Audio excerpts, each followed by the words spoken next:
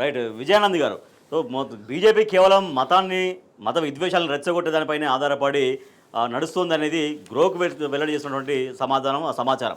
అయితే అంటే వారు చెప్పినట్టుగా మొత్తం ఎక్స్ వేదికగా మొత్తం కొన్ని కోట్లాది మంది అభిప్రాయాల్ని క్రోడీకరించుకున్న తర్వాత వచ్చేటువంటి ఒపీనియన్నే గ్రోక్ అనేది వెల్లడిస్తుంటుంది.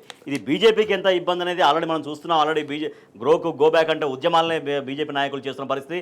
ద సేమ్ టైం ప్రజల్ని కూడా ఈ గ్రోక్ ఇచ్చే సమాచారం ఎట్లా ఆలోచింపజేస్తోంది, ఎట్లా రియలైజ్ చేస్తోంది? ప్రజలు ఇప్పటికైనా చాలా రియలైజ్ కావాలి రాజేష్ గారు.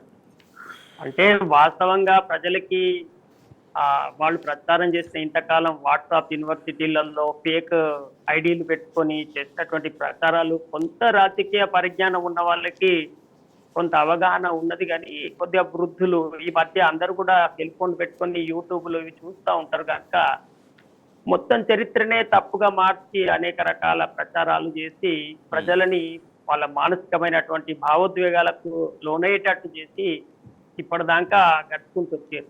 ఇప్పుడు గ్రోక్ అనేది ఆర్టిఫిషియల్ ఇంటెలిజెన్స్. ఇప్పుడు కాంగ్రెస్ ఇంకేదైనా వేరే పార్టీ మాట్లాడితే వాళ్ళ మీద విరుచుకపడి ఎదురుదాడి చేసి వాళ్ళకు లేనిపోని అన్ని అంటగట్టి వాళ్ళకి సంబంధించి వీళ్ళు దేశద్రోహులు, మత వ్యతిరేకులు అని అనేక రకాల ముద్రలు వేసి వాళ్ళని ఇంతకాలం నోరు మూయించారు. కానీ ఇది ఇప్పుడు ఏదో వ్యక్తో లేకపోతే ఒక పార్టీ కాదు, ఇది అంతర్జాతీయ వేదిక. ఇది కంప్లీట్ గా మిషనరీ. సో ఇందులో ఫాల్స్ చెప్పడానికి అవకాశం లేదు. అది అక్కడ ఉన్న నిజంగా ఉన్నటువంటి మొత్తం ఫీడ్బ్యాక్ తీసుకొని ఆర్టిఫిషియల్ ఇంటెలిజెన్స్ తెలియజేస్తుంది. ముఖ్యంగా యూత్ ఇవాళ ఏఐని అన్ని చోట్ల వాడుతూ దాన్ని నమ్ముతూ దాన్ని అడుగుతూ ఉపయోగించుకుంటున్నటువంటి ఒక నిజం. సో అలాంటి నిజం చెప్తున్నటువంటి గ్రోక్ చెప్తున్న సత్యాన్ని కూడా భారత యువత ఇవాళ అందరూ కూడా నమ్మాల్సినటువంటి అవసరం ఉంది. మళ్ళా ఇప్పుడు మూఢత్వంలోకి పోయి గ్రోకు కూడా తప్ప అని అంత మూఢంగా వాదించే పద్ధతిలోకి పోకూడదు. పోతే ఈ దేశాన్ని ఎవరు కాపాడలేడు.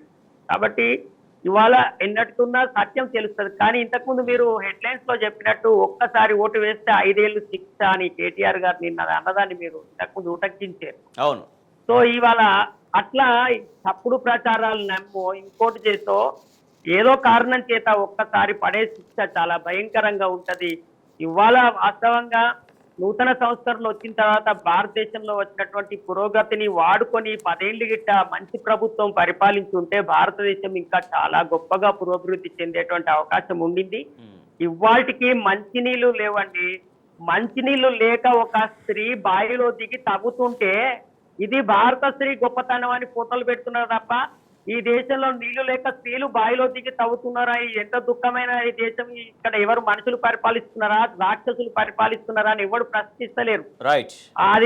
అది కూడా భారతదేశం గొప్పతనం అంటే దాన్ని కూడా షేర్ చేసుకున్నటువంటి ఒక మూఢత్వంలోకి వెళ్ళిపోయినటువంటి సమాజంగా మారిపోయింది. చాలా పెద్ద మొత్తంలో ఇలాంటివన్నీ కూడా సత్యాలు బయటికి రావాల్సిన అవసరం ఉంది.